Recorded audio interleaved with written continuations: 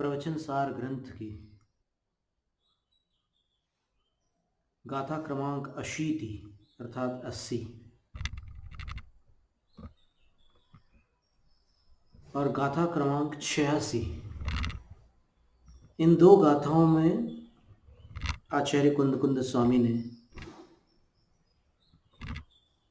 अरहंत भगवान के आलंबन से सम्यक दर्शन की प्राप्ति होती है, इसका चित्रण किया है। मिथ्यात्व का नाश होता है, इसका चित्रण किया है।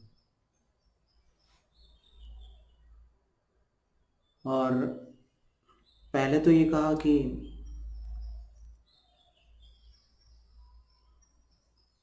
जो मानव द्रव्यत्व से, गुणत्व से और पर्ययत्व से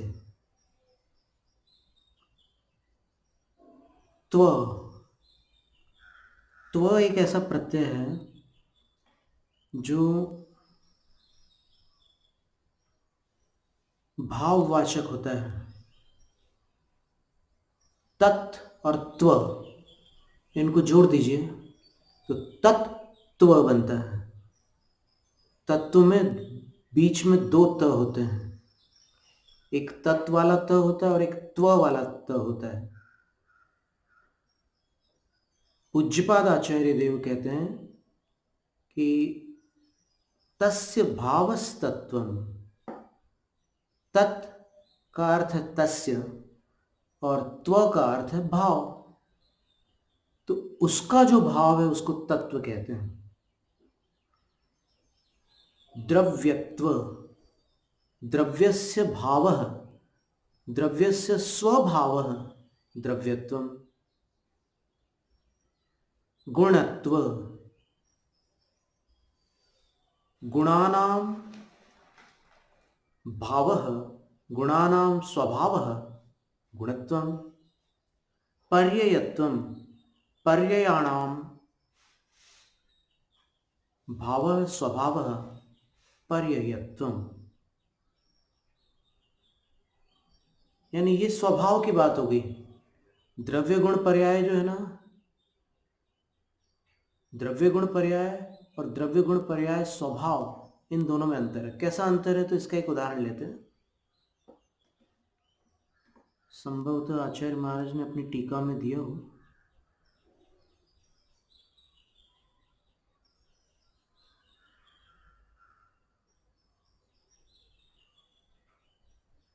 सुंदर टीका है, उसको अपन पढ़ेंगे आज।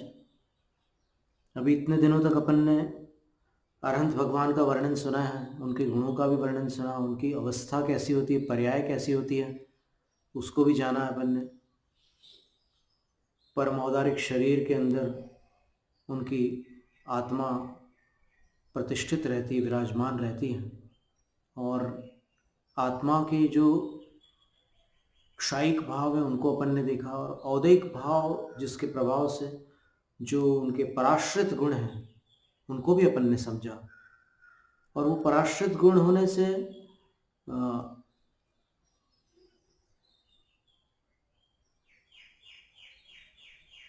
उनमें गुणत्व का अभाव नहीं हो जाता।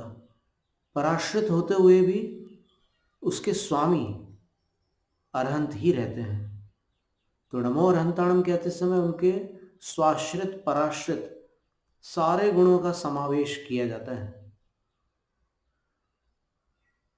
तो द्रव्य स्वभाव से, गुण स्वभाव से, पर्याय स्वभाव से जो अरहंत को जानते हैं वह अप्पाणम जानती, आत्मा को जान लेते हैं, आत्मा को पहचान लेते हैं। परमात्मा को जाना तो आत्मा को पहचाना। और तस्य मोहो खलु लयम जाति, उनका जिसने भी जाना है उसका जो मोह अर्थात मिथ्यात्व भाव है वह खलु नियम से, लयम जाति विलय को प्राप्त हो जाता है, अभाव को प्राप्त हो जाता है, समाप्त हो जाता है। और मिथ्यात्व समाप्त हो गया तो स्पष्ट है कि जिसके पास मिथ्यात्व नहीं है उसके पास सम्यक्त्व है। इस प्रकरण में। तो आचार्य महाराज ने जो टीका में पंक्ति लिखी है, अथ कथम मया विजेतव्य मोहवाहिनी त्युपायम आलोचयति। अब मुझे मोह रूपी सेना कैसी जीतनी है, उसका उपाय दर्शाते हैं आचार्य कुंदकुंद स्वामी। वो बता रहे हैं कि अरहंत को अगर इस विधि से जान लोगे तो अपने को पहचान लोगे, और परमात्मा और आत्मा को जान लोगे, पहचान लोगे, तो मिथ्यात्व नियम से समाप्त हो जाएगा, मोह नष्ट हो जाएगा।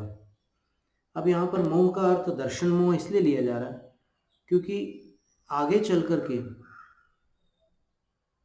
एक गाथा आने वाली है जो 81 क्रमांक गाथा, इसके बाद वाली ही गाथा है। उसमें आचार्य कह रहे हैं कि फिर मोह के बाद राग और द्वेष को कैसे नष्ट किया जाता है, अथवा राग और द्वेष को नष्ट करने से क्या लाभ होता है। मोह तो चला गया, अब राग और द्वेष को भी अगर चले गए तो क्या परिणाम निकलेगा, वो इसकी बाद की गाथा में लिखा हुआ है। तो इसलिए यहाँ पर मोह शब्द का अर्थ मिथ्यात्व को लेना होगा। थोड़ा आगे पीछे देख करके अगर अपन अर्थ निकालते हैं ना तो निर्दोष अर्थ निकलता है, और अगर सीधे सीधे अपन अर्थ निकालते हैं तो कभी कभी चूक हो जाती है।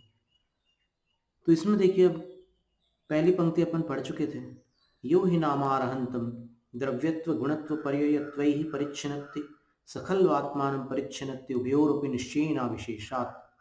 पहली पंक्ति में ये कहा था आचार्य अमृतचंद्र सूरी ने कि जो वस्तुतः द्रव्यत्व गुणत्व और पर्ययत्व की अपेक्षा से अरहंत को जान लेता है, वह नियम से आत्मा को पहचान लेता है।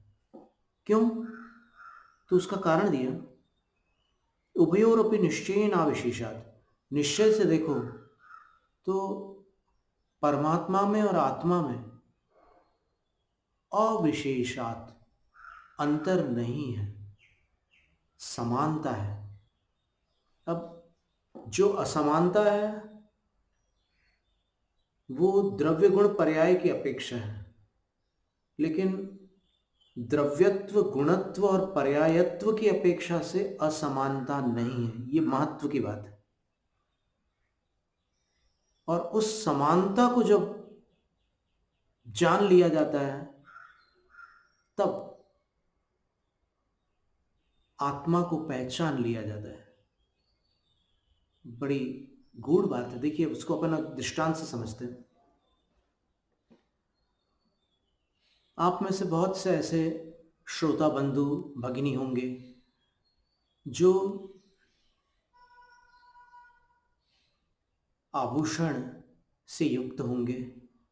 उन आभूषणों में कईयों के पास स्वर्ण के आभूषण भी होंगे, और स्वर्ण के आभूषण कुछ छोटे भी होंगे, कुछ बड़े भी होंगे।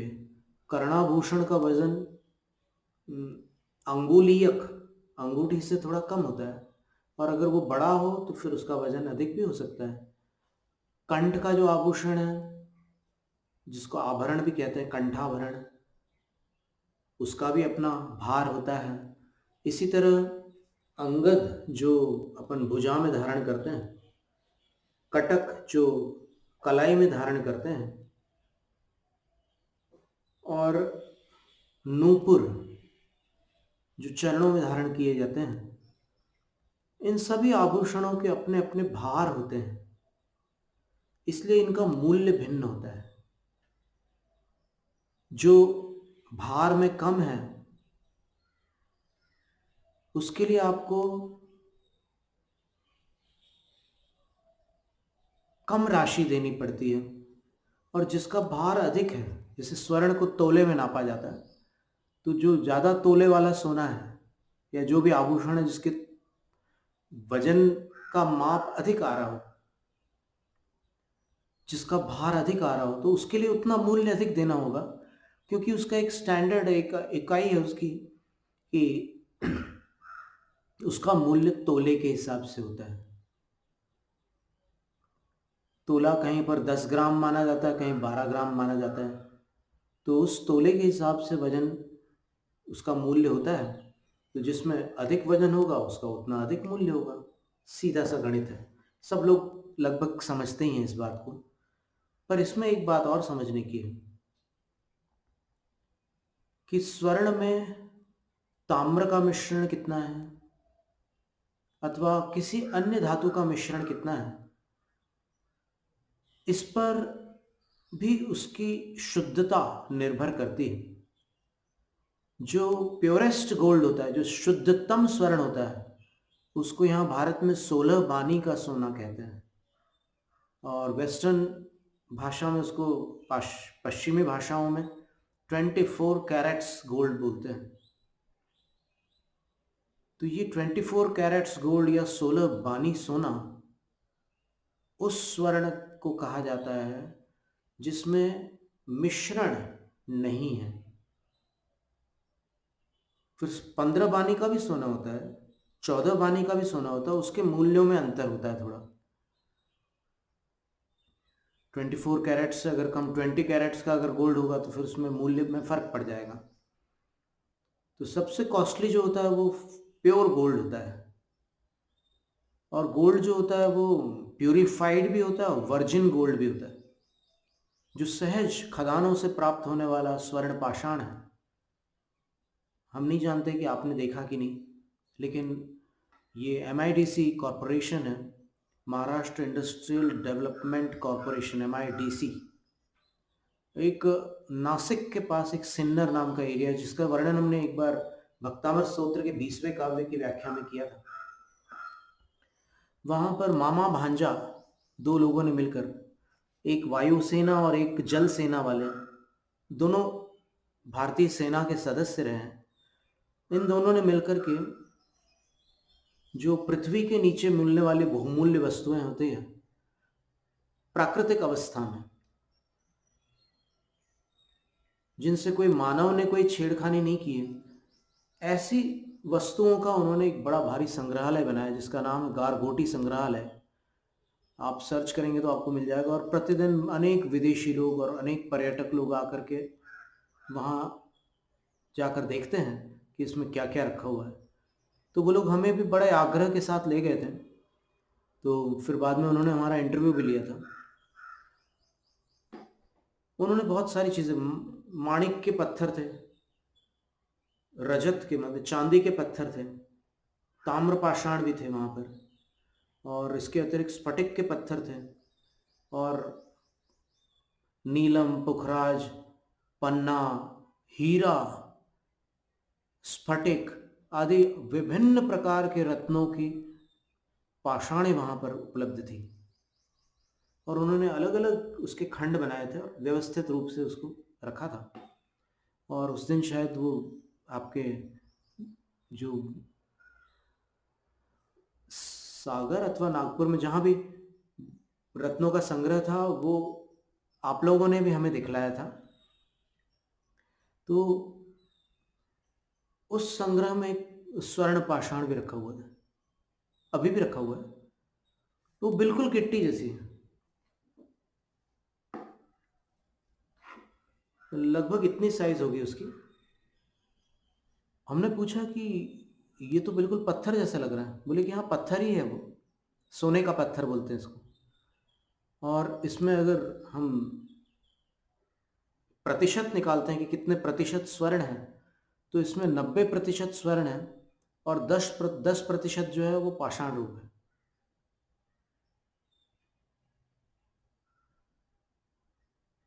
तो अब उसने वो 90% स्वर्ण है ये कैसे पता किया? तो ये मेटलर्जी नाम का एक विज्ञान होता है जिसमें धातु शास्त्री ये सारी चीजें परख लेते हैं, और जो उसके गुणधर्म होते हैं उसको वो पकड़ते हैं। गुणधर्म को अंग्रेजी भाषा में, साइंस की भाषा में प्रॉपर्टीज बोलते हैं, हिंदी में गुणधर्म बोलते हैं, अंग्रेजी में प्रॉपर्टीज बोलते हैं। फिर प्रॉपर्टीज दो प्रकार की होती हैं, भौतिक गुणधर्म, रासायनिक गुणधर्म, फिजिकल प्रॉपर्टीज और केमिकल प्रॉपर्टीज। अब फिजिकल प्रॉपर्टीज में क्या होता है कि इतने 1 क्यूबिक सेंटीमीटर में उसका वेट कितना है, भार कितना है, क्योंकि हर वस्तु 1 क्यूबिक सेंटीमीटर में समान भार वाली नहीं होती। कुछ वस्तुओं का भार अधिक होता है। जैसे नमक है, उसमें ऊंचाई, लंबाई और चौड़ाई। अगर सेंधा नमक की ऐसे तराश करके आप ऐसी आकृति बना दो 1 क्यूबिक सेंटीमीटर की, और उसका वजन ले लो, तो एक निश्चित वजन आएगा। और अगर शर्करा के खंड का उसी आकृति में आप वजन लोगे, तो मिश्री का वजन नमक से कुछ अलग आएगा, और फिटकिरी का वजन लोगे तो अलग आएगा। इसी तरह चांदी का वजन लोगे तो अलग आएगा, सोने का वजन लोगे तो अलग आएगा, और भिन्न भिन्न धातुओं का आप वजन लेंगे, उनका अलग अलग वजन आता है। तो स्वर्ण थोड़ा भारी होता है 1 क्यूबिक सेंटीमीटर में। स्वर्ण जो होता है वो चांदी, तांबा आदि सबसे अधिक वजनदार होता है। और कोमलता देखोगे, ये फिजिकल प्रॉपर्टीज की बात कर रहे हैं हम, तो ये भौतिक गुणधर्म है उसके। कोमलता देखोगे तो स्वर्ण कोमल होता है,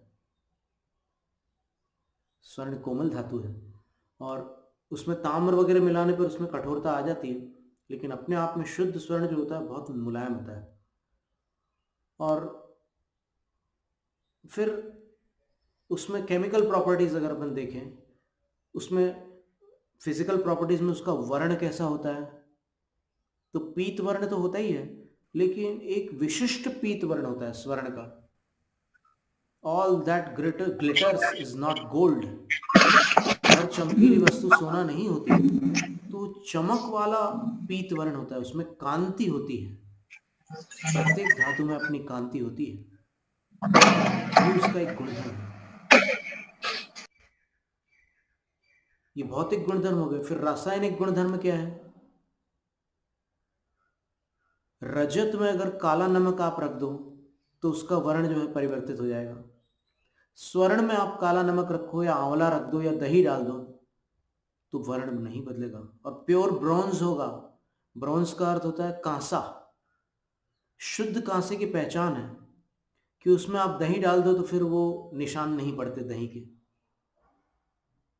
ऐसे अलग अलग धातुओं की भिन्न भिन्न पहचान है, रत्नों की भी अपनी अपनी पहचान है। तो ये जो पहचान है, ये पहचान उसका स्वभाव है। समझना आप बात को, ये पहचान उसका गुणधर्म है, ये उसका स्वभाव है। और ये पहचान, इसको स्वर्णत्व कहते हैं। ये आपको सोने के मुकुट में भी देखने को मिलेगा। महाराज जी, ये जो है ना, ये ये स्वभाव माणिक के रॉ फॉर्म है। ये पूरे स्टोन्स जो इसमें है माणिक के रॉ फॉर्म है। 50 साल का कोई कलेक्शन जो माणिक का रॉ फॉर्म होता है, अगर इसको वो करेंगे तो ये पूरा माणिक बनेगा। ये 50 साल का किसी का कलेक्शन मैंने लिया इसको था। अपन फिर देखते हैं। जी महाराज। ये अभी हम उदाहरण दे रहे हैं, महाराज जी, दृष्टांत दे रहे हैं। एक एक बात बतानी थी कि 13, 14, 15 को आचार्य महाश्रमण जी भी यहाँ आ रहे हैं, और वो उस भूमि पे मंगल पाठ, तब तक आप पहुंच जाएंगे। अपन अच्छा 13, 14, 15 मार्च को 2 महीने में आप पहुंच जाएंगे तो बहुत अच्छा रहेगा। देखते अच्छा हैं, कर लेंगे। आज देखते अर्चना तो हैं। पहुंच गई है, तो 16 तारीख को ठीक है, ये अभी अखंड अपना पाठ स्वाध्याय चल रहा रखेंगे। है, जी फिर जी अपन इस पे भट्टारक जी। चर्चा कर लेंगे। तो स्वर्ण और स्वर्ण स्वभाव में अंतर समझ में आया ना? स्वर्ण वो वस्तु है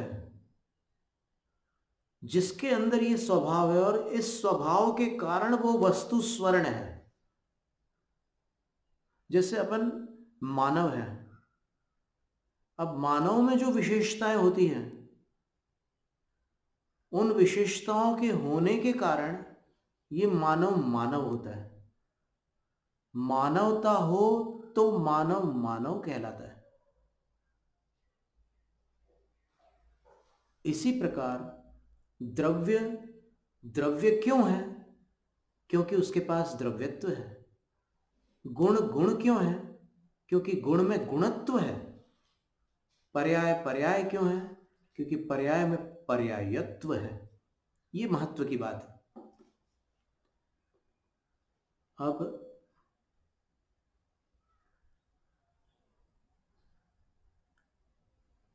बहुत तन्मय होकर के इस विषय पर बोला जाता है, एक प्रकार से आप ऐसा समझ लो कि हम आंख तो खोल रहे हैं लेकिन कुछ दिख नहीं रहा है हमें, मुंह खोल रहे हैं लेकिन हमें पता नहीं है। हम अंदर में ध्यान में रहते हैं तब जाकर के ये सारे आगम के सारभूत तत्व बता पाते हैं, वो भी पूरा जिनवाणी माता के आशीर्वाद से हम बताते हैं। तो हम ये पूछ रहे थे कि मुकुट में, अंगूठी में, कंठहार में और अन्य विभिन्न आभूषणों में स्वर्ण का भार भिन्न हो सकता है और होता ही है, पर हमारा आपसे एक प्रश्न है कि उनका मूल्य अलग अलग है भार के आधार पर क्या स्वर्णत्व में भिन्नता है? ये एक प्रश्न है।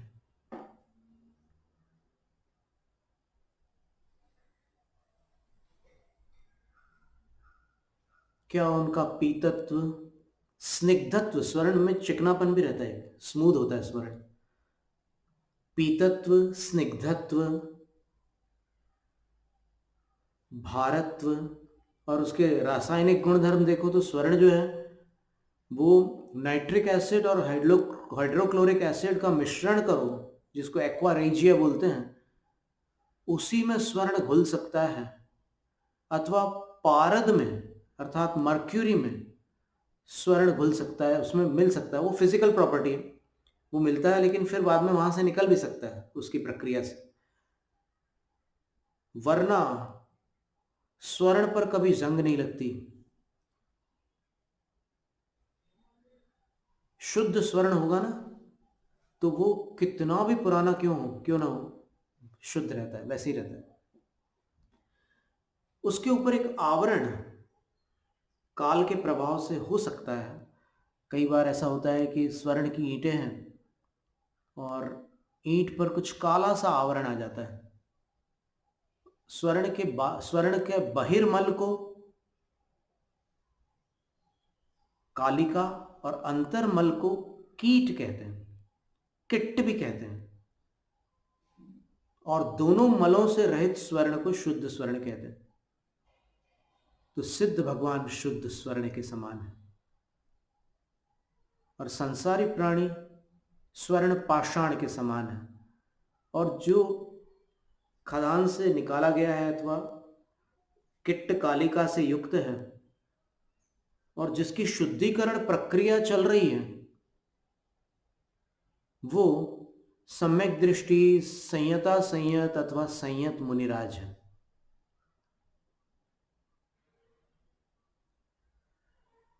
तो इसमें कह रहे हैं, अरहंत भगवान के लिए कह रहे हैं, अर्हतोपि पाक काष्ठागत कार्तस्वरस्येव परिस्पष्टमात्म रूपम।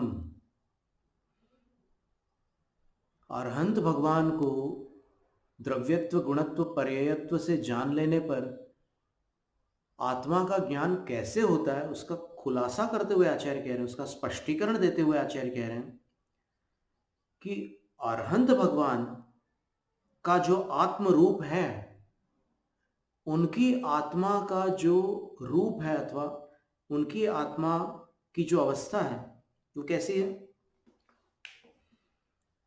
तो बोलते हैं पाक काष्ठागत कार्त स्वर सीव, 16 बानी स्वर्ण के समान पकाया जाता है अग्नि में 16 को, और उसकी जो काष्ठा है, चरम सीमा होती है पराकाष्ठा, उसको प्राप्त होने पर स्वर्ण परिशुद्ध हो जाता है, 24 कैरेट्स गोल्ड हो जाता है। तो उसके समान अरहंत भगवान की आत्मा है। परिस्पष्ट बोल रहे हैं, ततः इसलिए तत्परिच्छेदे, अरहंत भगवान के आत्म रूप को जान लेने पर सर्वात्म परिच्छेद, सब आत्मा की पहचान हो जाती है, परिचय हो जाता है। सभी आत्माओं का वही स्वभाव है, इसलिए स्वभाव की अपेक्षा से कोई अंतर नहीं है। तत्रान्वयो द्रव्यम। अब द्रव्य किसको कहेंगे? तो बोलते जो अन्वय है, अनादिकाल से चला ही आ रहा है। अन्वय विशेषण गुण है, और उसमें जो विशेषता है वो उसकी गुण है। और अन्वय व्यतिरेका पर्याया, और उसमें जो बार बार अंतर पड़ता रहता है, जो उसके आकार प्रकार आदि बदलते रहते हैं, वो पर्याय है। तत्र भगवत्यर्हति सर्वतो विशुद्धि त्रिभूमिकमपि स्वमनसा समुत्पश्यति समयमुत्पश्यति। क्या सुंदर बात है। भगवान अरहंत में जो कि सब ओर से पवित्र हो चुके हैं, उनमें स्वमनसा, अपने मन के द्वारा, अर्थात मन के द्वारा का अर्थ ये लेना कि अपने मन में जो अपन ने आगम ज्ञान प्राप्त किया है उसके द्वारा, अपने उस विवेक के द्वारा, त्रिभूमिकम अपि समयम उत्पश्यति, द्रव्य गुण पर्यायात्मक जो समय अर्थात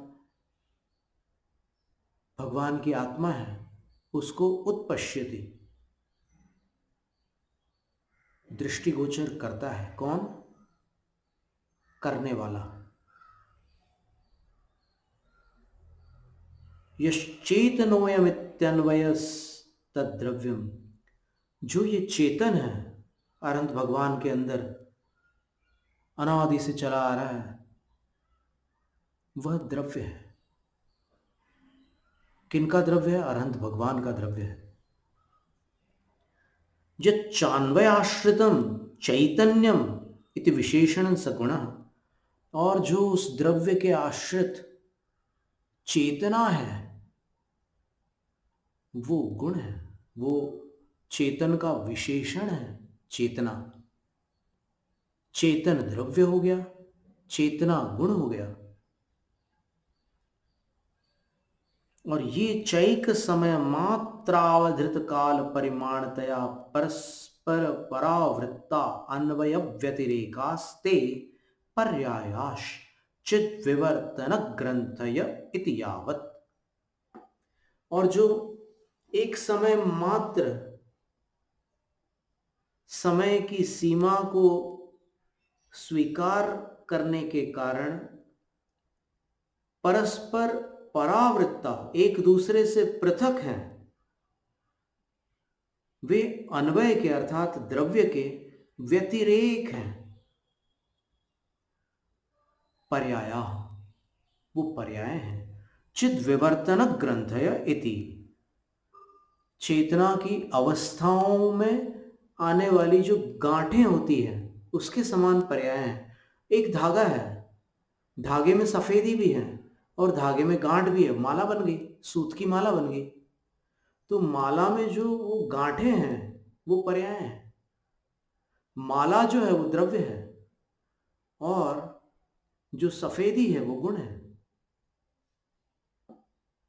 तो उसमें आचार्य महाराज यहां पर सूत की माला का उदाहरण न देते हुए दूसरा उदाहरण दे रहे। देखिए आप, कितनी सुंदर माला का वर्णन है। इति यावत् अथैवमस्य, इस प्रकार अब इनके त्रिकालमप्येक कालमाकलयतः, किनके? जो आकलन कर रहा है भगवान के बारे में, अपने मन में चिंतन कर रहा है, विचार कर रहा है, उसके तीनों कालों को एक काल में आकलित करने वाले उस भव्य जीव की मुक्ता फलानी व प्रलंबे प्रालंबे चिद विवर्तांश चेतने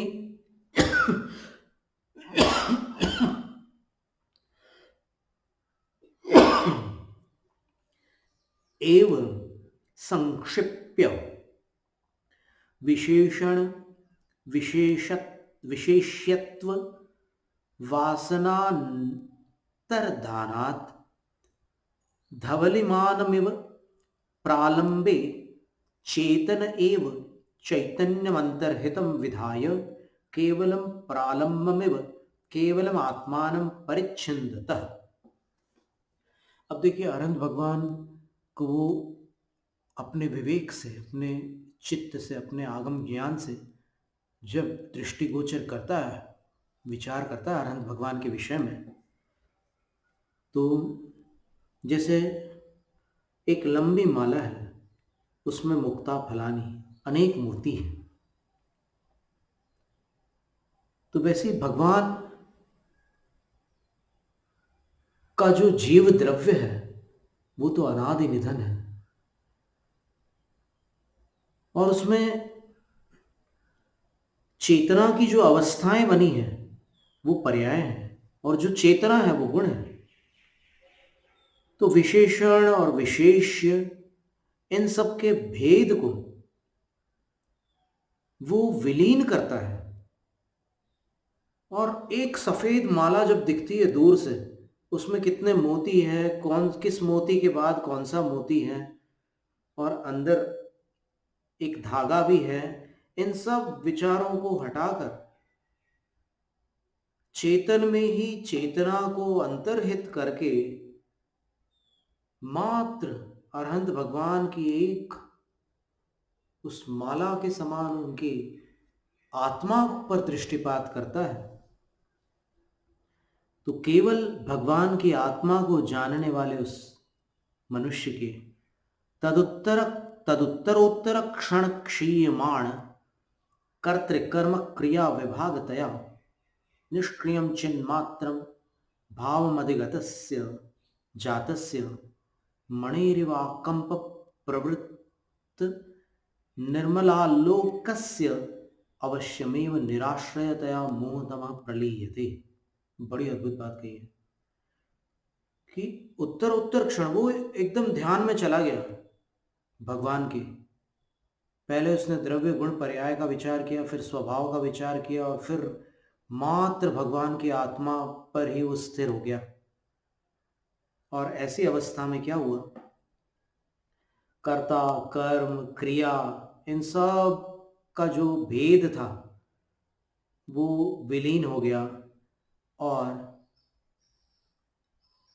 प्रवृत्ति से या परिवर्तन से रहित एक चेतना मात्र जिसमें भरी हुई है, केवल ज्ञान केवल दर्शन आदि सब कुछ जिनमें भरा हुआ है, ऐसे अरहंत भगवान के उस भाव को, अर्थात उस पदार्थ को, उस अस्तित्व को जिसने जान लिया, ध्यान लगा लगा कर जान लिया, उसके लिए जात्यस्य मणिरिवाकंप प्रवृत्त, ये जातस्य मिसप्रिंट है, जात्यस्य होना था। जात्य का अर्थ होता है जैसे कोई रत्न परफेक्ट शुद्धतम अवस्था में हो, तब उसकी जो अवस्था होती है उसके समान निष्कंप प्रवृत्त निर्मलालोकस्य, उस रत्न में जो प्रकाश होता है वो ऐसे हिलता डुलता नहीं है, निष्कंप प्रवृत्त होता है। तो ऐसा ध्यान जब अपन अरहंत भगवान का लगाते हैं, यद्यपि ये कार्य सर्वसुलभ नहीं है, लेकिन जो भी लगा ले इस तरह का ध्यान, आचार्य कहते हैं कि ऐसी स्थिति में अवश्यमेव, नियम से अवश्य ही निराश्रयतया मोहतमः प्रलीयते,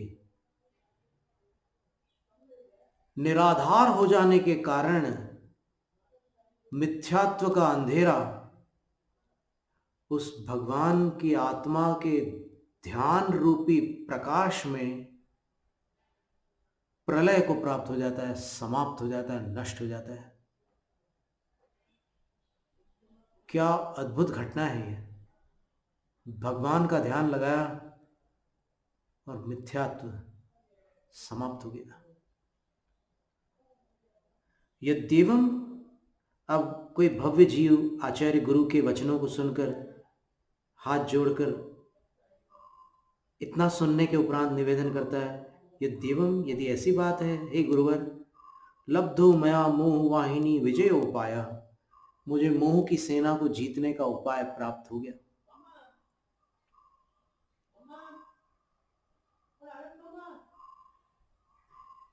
इस उपाय की पूर्णता बुद्धिपूर्वक नहीं होती। इस अपेक्षा से हमारा कहना था कि वास्तव में ये उपाय है, पर इसको अपन सम्यक प्राप्ति की विधि का नाम नहीं दे सकते, क्योंकि ये एक सीमा के बाद, देखो, जब तक अपन गुणा भाग कर रहे हैं वहां तक तो अपन जा सकते हैं विधि से, लेकिन उसके बाद जब एक ऐसी सहज अवस्था आएगी जब ये विचार शांत हो जाएंगे, जब अपन कॉन्टेम्पलेशन, कॉन्सेंट्रेशन से ऊपर उठकर मेडिटेशन में चले जाएंगे, तब क्या करोगे? तब करना बंद हो जाएगा, तब होना प्रारंभ हो जाएगा, और सम्यक दर्शन होता है, वो किया नहीं जाता, ये कहने का अभिप्राय था। तो इस तरह नमो अरहंताणम में यह महिमा भी गर्भित है, ये उसका अध्यात्म पक्ष है।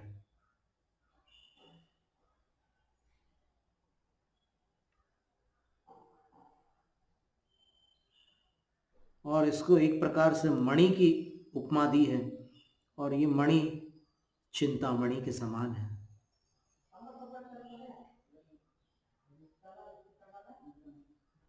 सब कुछ प्रदान करने वाला है।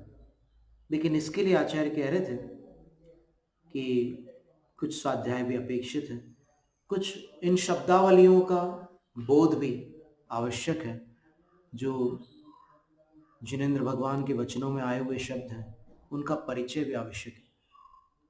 शब्द अपने आप में ज्ञान नहीं है, लेकिन शब्दों के अर्थ का परिचय होने पर अपन वहां तक पहुंच सकते हैं।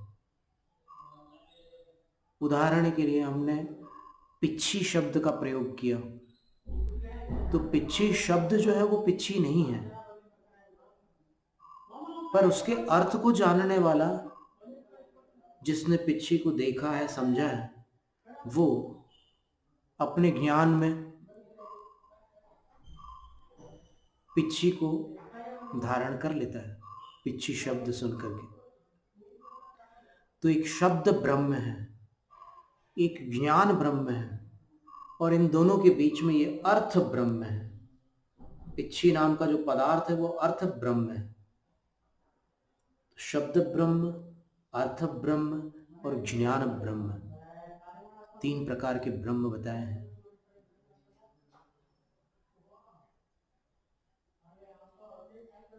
भगवान को जाना, अपने को पहचाना, ये घटना बहुत दुर्लभ है। और अपने को पहचानने के बाद यदि विरक्ति के अभिमुख हो गए, वैराग्य की दिशा में चले गए, तब तो फिर पूरी दिशा बदलने के साथ दशा बदलना प्रारंभ हो जाती है।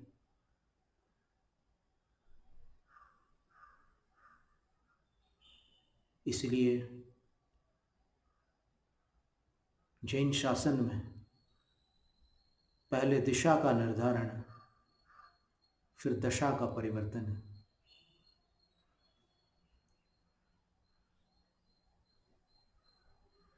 ओम नमः अर्हभ्यः अरिहंत्रिभ्यः अरहंत्रिभ्यः आरोहद्भ्यः नमो अरहंताणं नमो अरिहंताणं नमो अरुहंताणं। शास्त्र पठन में मेरे द्वारा यदि जो कहीं कहीं प्रमाद से कुछ अर्थ वाक्य पद मात्रा छूट गई, सरस्वती मेरी उस त्रुटि को कृपया क्षमा करें और मुझे कैवल्य धाम में मां विलंब धरे। मुदक चंदन तंडुल पुष्प कैश चरु सुदीप सुधूप फलार्घ्य कई धवल मंगल गान रवाकुले जिन गृहे जिननाथमहं यजे। ओम नमो रते भगवते परमभट्टारकाय महादेवादिदेवाय अर्हत परमेष्ठिने अनर्घ्य पद प्राप्ते अर्घ्यं निर्वपामि ते स्वाहा। ओम ऐं अर्हं सर्वज्ञ समुत्पन्नायै दिव्यध्वनिरूपायै स्याद्वादकेतनायै अंगांगबाह्य भावितायै केवल ज्ञान कार्य कारणायै केवल श्रुत केवली प्रज्ञप्तायै सुविशुद्ध सम्यक दर्शन तिलकायै सम्यक चारित्र वस्त्राभरणायै जगन्मातृस्वरूपायै भगवती जिनवाणी सरस्वती देव्यै ह्रीं श्रीं नमः। अनर्घ्यपद प्राप्तये अर्घ्यं निर्वपामि ते स्वाहा। ओम ह्रूं ह्रौं ह्रः आचार्योपाध्याय सर्वसाधुभ्यः अनर्घ्यपद प्राप्तये अर्घ्यं निर्वपामि ते स्वाहा। जैनं जयतु शासनम्।